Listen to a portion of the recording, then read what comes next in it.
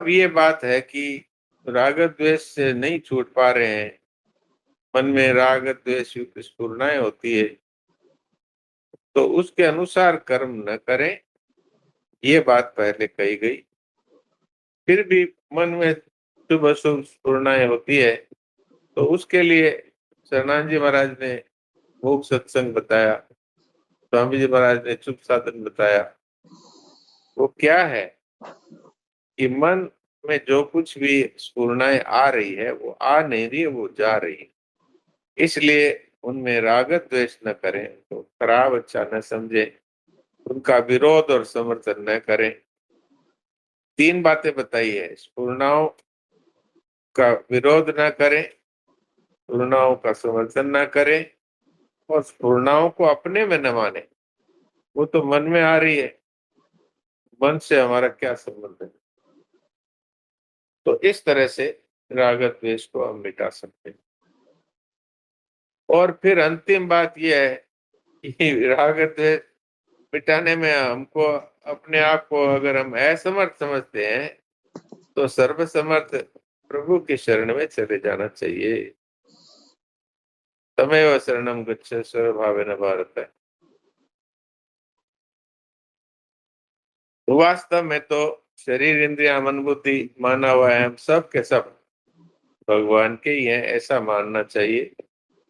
और फिर भगवान को इनके सहित ही अपने आप को समर्पित कर देना चाहिए, और भगवान की दी हुई सामग्री से भगवान के ही जनों की केवल सेवा करना है, बदले में कुछ चाहना नहीं है। ऐसा करने से ये राग द्वेष मिटाने का अचूक उपाय है।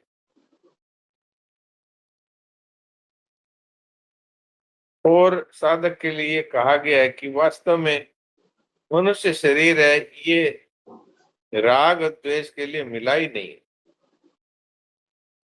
वास्तव में ये इसको भोग और संग्रह की इच्छा रहती है, उसी के अंतःकरण में राग द्वेष रहते हैं। और संत कहते हैं कि ये भोग और संग्रह के लिए मनुष्य जीवन मिला ही नहीं, यही तन कर फल विषय न भाई। तो इसलिए इन सबको भगवान के समर्पित करके और भगवान के लिए ही कर्म करें, ये अचूक उपाय है। तो ये मूल मूल बातें आपकी सेवा में रख दी। अब कोई विशेष बात है तो चलाइए। डॉक्टर साहब, वो ये गंगा जी का उदाहरण दिया पुल बना देने का, तो उसमें फिर लिखा भाई उसमें से नहरें निकाल देते हैं तो उसके प्रवाह को रोक सकते हैं। इसी प्रकार सब कर्मों को, प्रभाव को मिटा तो नहीं सकते, उनको बदल सकते हैं। तो उनको कर्मों का बदलना क्या हुआ? अब उनको हम कर रहे थे अपने लिए, उसका फल चाहते थे खुद के लिए, तो अब अच्छा। इसको भगवान के समर्पित कर दें, अथवा संसार की सेवा के लिए करें, अपने लिए न करें। ये है उनके प्रवाह को बदल देना। जैसे गंगा जी है, उसको रोक नहीं सकते, लेकिन नहर तो निकाल सकते हैं, तो प्रवाह को बदल दिया। तो इसी तरह से जो कर्म बांधने वाले होते हैं वही कर्म अब उद्धार करने वाले हो जाएंगे। तो वो कर्मों को अपने लिए जब तक करेगा तब तक बंधन है, और संसार के लिए अथवा भगवान के लिए करेगा तो कर्म बदल जाएंगे और वही उद्धार करने वाले हो जाएंगे। जी। दूसरा डॉक्टर साहब, एक आया था कि ये राग द्वेष पूर्वक प्रवृत्ति या निवृत्ति होने से राग द्वेष पुष्ट होते हैं, परंतु शास्त्रों को सामने रखकर किसी कर्म में प्रवृत्ति या निवृत्ति होने से राग द्वेष मिट जाते हैं। तो हाँ, इसका क्या अभिप्राय है? ये तो बड़ी सीधी सीधी बात है कि आप किसी भोग और संग्रह में आसक्त होकर कर्म करेंगे। अब मान लीजिए कि कोई धन कमाने के लिए कार्य कर रहा है, और उसमें किसी ने, दूसरा व्यापारी है, उसने उसमें से छीनने की कोशिश की, अर्थात आपके सामने ही एक दूसरी दुकान खोल ली। जिस व्यापार को आप कर रहे हो उसी व्यापार को वो करने लगा। तो हमारे मन में आता है कि ये कहाँ से आ गया। तो जितने भी कार्य हम करेंगे वो राग द्वेष पूर्वक करेंगे। तो इसलिए वास्तव में मनुष्य को इस तरह से राग द्वेष के लिए न करते हुए और करना चाहिए केवल भगवान के अर्पण करके अथवा संसार की सेवा के लिए। तो ये अभिप्राय मालूम होता है। अच्छा, यही हो गया शास्त्रों को सामने रख के। हाँ, शास्त्र को ठीक। सामने और रख के शास्त्र कहते हैं या सेवा के लिए करो या भगवत अर्पण करो। जी, बहुत सुंदर। अच्छा, और किसी ने कोई बात पूछनी है तो पूछ लो, अभी जैसे जो बातें चल। प्रणाम। नारायण नारायण। हाँ, प्रणाम, बोलिए। डॉक्टर साहब, बहुत बहुत धन्यवाद। आपकी आज्ञा के अनुसार मैं फिर से सत्संग में जुड़ी, आज मेरा मिस नहीं हुआ जी। डॉक्टर साहब, शास्त्र तो की हम लोग तो ये राग द्वेष की मिटाने की बात कर ही रहे हैं। जी और आप जैसे अच्छे साधक जुड़ेंगे तो कुछ बातें, कुछ प्रश्न आते रहेंगे तो और अच्छी अच्छी बातें होगी, इसलिए हम तो आपकी कृपा मानते हैं। नहीं डॉक्टर साहब, ऐसा मत बोलिए, मैं तो मूर्ख, मुझे कुछ ज्यादा ज्ञान नहीं, लेकिन आपकी बात ने मुझे बहुत पुष्ट किया डॉक्टर साहब, और आपकी आज्ञा है इसलिए मैं अब वापस से सत्संग में उपस्थित हूँ, और ये मेरे ही फायदे का है। सब डॉक्टर साहब, संसार बहने वाला है, कोई किसी के प्रश्न के आधार पर नहीं यहाँ पर है, लेकिन इसमें मेरा नुकसान होगा ये आपने विशेषता से समझाया, इसलिए डॉक्टर साहब बहुत बहुत धन्यवाद। और दूसरी बात डॉक्टर साहब, शास्त्र की बात करें कि पूरा जीवन शास्त्र पर चलना चाहिए हमारा, शास्त्र के अनुकूल, तो अब हर व्यक्ति का पालन पोषण अलग अलग तरीके से हुआ है। किसी के घर में जैसे जो अभी परिपक्वता आ गई, जैसे मैं अभी जितनी बड़ी हूं, मैं आप जिस अवस्था में मुझे समझ में आई कि मेरे मनुष्य जीवन का उद्देश्य क्या है, तो शास्त्र के आधार पे मेरा पालन पोषण हुआ है, नहीं हुआ है, मेरे घर में वैसा चलन है, नहीं है, ये बात सबको लागू होती है। कितने पेरेंट्स, अभी हम पेरेंट, मैं भी माँ हूँ, तो मैं अपने बच्चों को आज कल्चर पूरा चेंज हो गया, बाहर पढ़ते हैं हम, शास्त्र आज्ञा से उनको समझाने का प्रयास भी करते हैं, तो बच्चों की धारणा अलग रहती है। या फिर मैं भी अपनी मम्मी के अनुरूप हो सकता है चलती हूँ, नहीं चलती हूँ, तो ये शास्त्र की सही रूप में एग्जैक्ट दैनंदिन जीवन में क्या परिभाषा है डॉक्टर साहब? थोड़ा सा 1-2 मिनट रुकिए, ये आंधी चल रही है, मैं खिड़कियां बंद करता हूँ। जी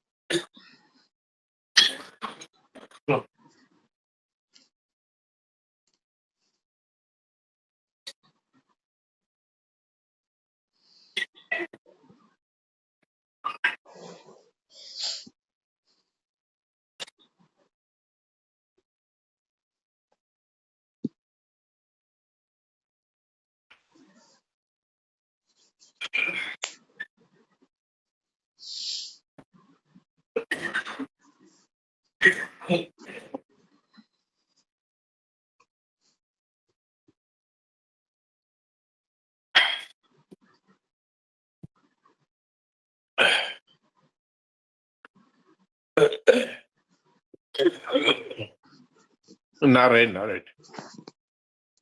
तो ये जो आपका प्रश्न है, ये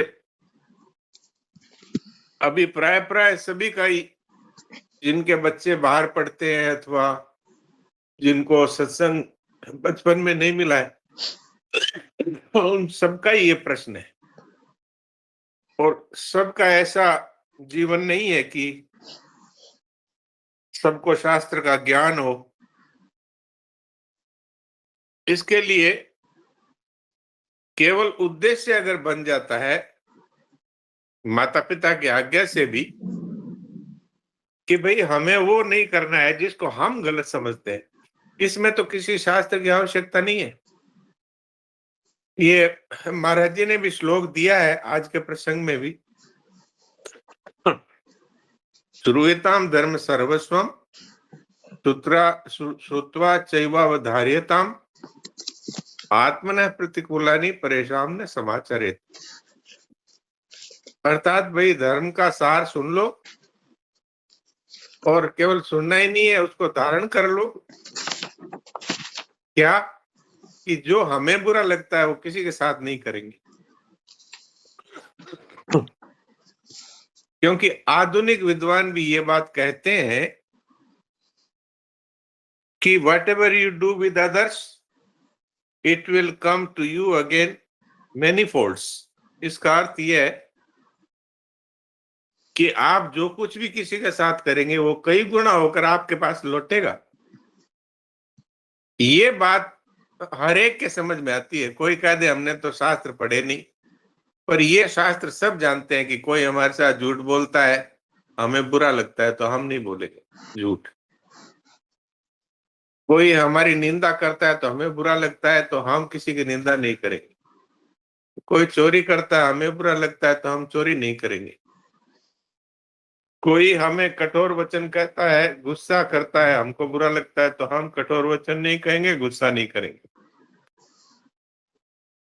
ये बात बच्चे भी समझ जाएंगे यदि हम उनको समझाएंगे, तो वो भी जानते हैं कि हाँ बात तो सही है। और इस बात से उनको डर भी लगेगा कि जो कुछ हम करेंगे वो कई गुना हमारे पास लौटेगा। अगर हम अच्छा करेंगे तो कई गुना हमारे पास अच्छा लौटेगा, यदि हम बुरा करेंगे तो कई गुना हमारे पास बुरा होकर लौटेगा बुरा। तो ये बात समझाने से बच्चों में अवश्य फर्क पड़ता है। ये मैंने व्यक्तिगत रूप से देखा है, परिवार में भी देखा है। नारायण नारायण। डॉक्टर साहब जैसे हमको अपने आप समझता सबको कि ये अच्छा है, ये बुरा है, अच्छी चीज़ अच्छी लगती है, बुरी तो ये हमारे सबके आत्मा का गुण है। हाँ बिल्कुल, ये तो भगवान का बनाया हुआ सिद्धांत है। कोई कहते कि हम सिद्धांत जानते नहीं है, लेकिन ये सिद्धांत सभी जानते हैं कि हम किसी को थप्पड़ मारते हैं तो 2 थप्पड़ पड़ता है वापस। हम किसी को 1 गाली देते हैं तो वो उससे भारी वाली 2 गाली देता है। तो ये सिद्धांत सभी जानते हैं। जिन्होंने शास्त्र नहीं पढ़े हैं, जो अनपढ़ है, वो भी जानते हैं। तो हमें इस बात को जीवन में स्वीकार करना है कि हम किसी के साथ वो नहीं करेंगे जो हम अपने लिए नहीं चाहते। जी। जी डॉक्टर साहब, और बहुत शास्त्र का बहुत ज़्यादा थरो नॉलेज नहीं है, तो एक तो हमको स्वतः से समझता है और दूसरी बात आपने अभी बताई थी सेवा, और सेवा न कर सको तो क्या बताया, एक समर्पण। हाँ, या तो संसार की सेवा करो क्योंकि सब कुछ संसार से मिला है, तो संसार को देना है। और या फिर भगवान की शरण हो जाए कि हे प्रभु, मैं जो कुछ भी करती हूँ वो आपके लिए करती हूँ, और जिन साधनों से करती हूँ वो साधन आपके हैं, जिन पदार्थों से करती हूँ वो पदार्थ आपके हैं, इसलिए इनका कोई भी फल मुझे नहीं चाहिए। तो भगवान का प्रेम हमें स्वतः मिलेगा। यही तो मानव जीवन का लक्ष्य है। जी। जी डॉक्टर साहब, एक बात एक अभी पढ़ रही हूँ, उसमें संसार से अभिन्न है ये वाली बात आप मुझे बताइएगा। और दूसरा डॉक्टर साहब, सूक्ष्म शरीर और कारण शरीर के जो चिंतन और कारण शरीर की स्थिरता, ये वाली चीज बहुत बार आती है, तो मुझे स्पष्टता से बराबर समझती नहीं है। पहले संसार से अभिन्न है ये वाली बात मैं पढ़ रही हूँ, ये है पेज नंबर ये 2। कहाँ पर है? ये कौन सा पैरा, कौन सा पेज है? जी, ये 243 पे लेफ्ट हैंड साइड पे लास्ट पैराग्राफ। निष्काम भाव पूर्वक। अच्छा। जी, अच्छा, निष्काम। निष्काम भाव पूर्वक संसार की सेवा करना राग द्वेष को मिटाने का अचूक उपाय है। अपने पास स्थूल, सूक्ष्म और कारण शरीर को लेकर माने हुए अहम तक जो कुछ है उसे संसार की सेवा में लगा देना है। कारण की। कारण की, हाँ, ये पदार्थ तत्वतः संसार से अभिन्न है। जी, बस यही इस यही पूछना चाह रही हूँ, संसार से अभिन्न है यही पूछना चाह रही हूँ मैं। देखिए, आप बताइए कि ये स्थूल शरीर बना है पंच महाभूतों से, यानी पृथ्वी है, जल है, अग्नि है, वायु है, आकाश है, इससे ये शरीर बना है। तो ये संसार भी तो इसी से ही बना है। ये पृथ्वी है, ये आकाश है, ये जल है, ये वायु है, ये अग्नि है, यही तो संसार, इससे संसार बना है पूरा। तो स्थूल शरीर की स्थूल संसार से एकता हो गई। और ये सूक्ष्म शरीर है, इसकी सूक्ष्म संसार से एकता है। हमारे जैसे मन है, बुद्धि है, इंद्रियां हैं, ये सूक्ष्म शरीर कहलाता है। तो आप संसार में जितने भी जीव हैं, सबके मन बुद्धि इंद्रियां उसी धातु से बने हुए हैं। तो ये सूक्ष्म शरीर है, सूक्ष्म संसार के जैसा ही है। और जो कारण शरीर है वो है ज्ञान। तो पूरे संसार में ममता, कामना, आसक्ति फैली हुई है, वैसे ही हमारे कारण शरीर में भी उसी तरह अज्ञान से निर्मित है। तो ये वास्तव में सभी शरीर संसार के जैसे ही हैं। इसलिए इन शरीरों को संसार की सेवा में लगा देने से कर्मों का प्रवाह संकुचित हो जाता है और अपना स्वरूप है वो शेष रह जाता है। ये बात। जी। डॉक्टर साहब डॉक्टर साहब, सूक्ष्म शरीर से चिंतन का सुख और कारण शरीर से स्थिरता का सुख, ये वाली चीज एक बार और थोड़ा बता दीजिए।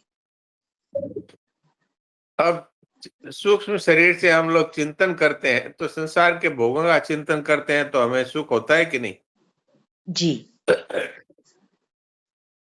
तो अगर इससे हम सुख लेते रहेंगे तो वास्तव में ये सुख भोग है, यही बंधन का कारण है।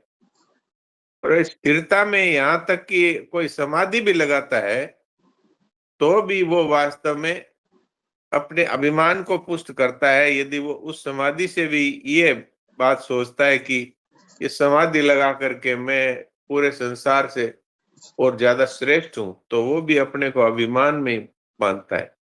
तो ये स्थिरता है अर्थात समाधि है, इससे भी सुख नहीं लेना है और चिंतन से भी सुख नहीं लेना है और क्रियाओं से भी सुख नहीं लेना है, ये तात्पर्य है। यानी कि स्वयं सुख लेगा तो स्वयं तो सुख रूप पहले से है ही, वो अहम से ही वो सुखी हो रहा है। तो वो माने हुए अहम के द्वारा जब संसार से सुख लेता है तो बंधन में पड़ता है। और जो अपना वास्तविक स्वरूप का सुख है उसमें अहम होता ही नहीं है। ये थोड़ी गहरी और गंभीर बात है। समझ में आ गई हो तो ठीक है, नहीं तो और दोबारा पूछिए। जी डॉक्टर साहब, आया समझ में आया जी। बहुत बहुत धन्यवाद। प्रणाम। जी प्रणाम प्रणाम। डॉक्टर साहब प्रणाम। हाँ जी प्रणाम। उसी के नीचे एक लाइन और है, थोड़ा उस पर भी प्रकाश डालिए। वास्तव में मनुष्य शरीर अपने सुख के लिए है, ये कौन नहीं सुनता है। रामायण में चौपाई सुनते सुनते बचपन से 60-70 साल हो गया, लेकिन क्या सुख लोलुपता से कोई वंचित रहना चाहता है? हाँ, कोई नहीं रहना चाहता क्योंकि सबका उद्देश्य ही भोग और ऐश्वर्य है। लेकिन जो साधन मार्ग में आगे बढ़ता है वो जानता है कि ये जो हम सुख लेते हैं ये सुख हमें तृप्त नहीं कर सकता और ये सुख ही जन्म मरण का मूल कारण है, सुख भोग। तो इसलिए कोई रह सकता है कि नहीं रह सकता है, हम लोगों को ये बात समझनी है कि इस संसार में रह करके यदि हम सुख और भोग में लगे रहेंगे तो हमारा अहम कभी भी नष्ट नहीं होगा, क्योंकि सुख भोगने वाला कोई पड़ा है और क्रिया में सुख लेने वाला भी कोई बना हुआ है। तो जब तक अहम पुष्ट होता रहेगा तब तक मनुष्य जन्मता मरता ही रहेगा। जी। डॉक्टर साहब, ये बात हम क्यों रखे हैं उसके पीछे एक बात ये है कि आज पूज्य मनमोहन जी महाराज जी ने 2 लाइन एक बात रखी है, उसका संबंध इसी के साथ था। उन्होंने लिखा है कि शरणानंद जी महाराज कहते हैं कि आप ज्यादा सुनना और सीखना तत्काल बंद कर दें और जानना और मानना तुरंत शुरू कर दें, जी। तो काम बन जाएगा। हाँ मतलब जी। बहुत ज्यादा सुनने और सीखने से कल्याण नहीं होगा, जानने और मानने से कल्याण होगा। अब वो सही बात। जानने मानने के लिए क्या कह रहे हैं कि जानने के स्थान पर इतना मान लो कि मेरा कुछ नहीं है, हाँ इतने जी। जानना है। और मानने के स्थान पे मान लो कि परमात्मा के सिवाय कोई मानने की वस्तु है ही नहीं है। हाँ बिल्कुल। थोड़ा इसको खुलासा करिए डॉक्टर। हाँ, ये तो बिल्कुल साफ ही है, इसको क्या खुलासा करे। वास्तव में जानना तो ये है कि ये संसार है, ये नष्ट हो रहा है, इसलिए इस संसार से हमारा कोई संबंध नहीं है क्योंकि हम सदा रहने वाले हैं। और मानना ये है कि परमात्मा है वो ही केवल हमारे हैं और कोई हमारा है नहीं। तो अगर परमात्मा को केवल परमात्मा ही मेरे हैं ये मान लेंगे तो परमात्मा की शरण हो जाएंगे, तो भगवान हमें मुक्त करेंगे। और अगर हम संसार से जिससे संबंध जोड़ते हैं इसको समझ लेंगे कि ये असत है और हम परमात्मा के चेतन अंश हैं, इससे कभी हमारी तृप्ति होगी नहीं। और ये आज तक किसी को मिला नहीं और मिलेगा भी नहीं। मिलता हुआ दिखता है अर्थात मिलने का वहम होता है। धन आ गया तो आदमी खुश हो जाता है, लेकिन वो धन हमसे बिना पूछे ही चला जाता है। मनुष्य अपने यौवन को लेकर के बड़ा ही अभिमान करता है, थोड़े दिनों में यौवन चला जाता है। मनुष्य अपने स्वास्थ्य को लेकर बहुत ही अभिमान करता है, थोड़े दिनों में वो हार्ट अटैक होके मर जाता है। तो हमारे सामने सामने ये संसार जा रहा है, ये बात कौन नहीं जानता है, लेकिन इसको जानते हैं, लेकिन इसको जीवन में स्वीकार नहीं करते। और वो वाली बात है कि सुनना और सीखना चालू है, दूसरों को बता सकते हैं और खुद उसी में लगे हुए। जी। इसी की दुकान ज्यादा बड़ी बड़ी लगी हुई है। अपने तो अब क्या करें, इन दुकानों को तो अपन बंद नहीं कर सकते। अपने तो खुद है जो सावधान हो जाए और सुनने और सीखने की बजाय जानना और मानना इसको स्वीकार कर ले। जी जी डॉक्टर साहब प्रणाम। प्रणाम। प्रणाम भाई, प्रणाम भैया जी। सुरेश हाँ भाई जी जी कुछ बोल सकती हूँ? हाँ सुरेश जरूर भैया बोलिए। जी कुछ देखो, मैंने ना सत्संग आप लोगों से जुड़े हुए ना 8-10 महीने हो गए और मुझे सत्संग से इतना प्रेरित हुई। आज मेरे घर में ना सबने एकादशी का व्रत किया है। ओ वाह, बहुत अच्छा बहुत अच्छा। मैं तो कई सालों से करती हूँ, लेकिन आज प्रेरित होकर ठाकुर जी की कृपा से मैंने बोला ठाकुर जी को कि मेरे घर में सब कोई अनाज नहीं खाएंगे, ऐसे करके आप कृपा करो। तो देखो कर दी उन्होंने, जबकि सब बच्चे बड़े सब ने किया है। वाह, धन्यवाद भैया सबका, सत्संग के जुड़े। बहुत बढ़िया बहुत बढ़िया। बड़े आनंद की बात। बहुत कृपा हो भैया। तो सर, और कोई बात पूछ रहा है क्या? नहीं तो दस पद भजन सुना दो एक। हाँ जी बिल्कुल।